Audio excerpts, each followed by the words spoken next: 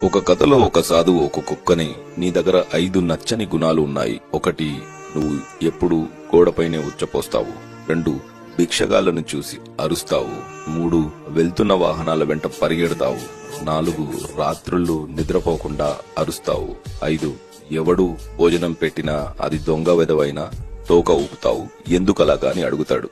దానికి కుక్క, నేను గోడ మీద లేక ఎవరూ తిరగని చోటులో ఎందుకు ఉచ్చపోస్తాను అంటే, భోజనం భూమి పైన పెడతారు కాబట్టి ఆ ప్రదేశాన్ని శుభ్రంగా ఉంచాలని. భిక్షగాళ్లను చూసి ఎందుకు అరుస్తానంటే, కష్టపడి పని చేయకుండా ఎదటి వారిని ఎందుకు యాచిస్తున్నారని కోపంతో అరుస్తాను.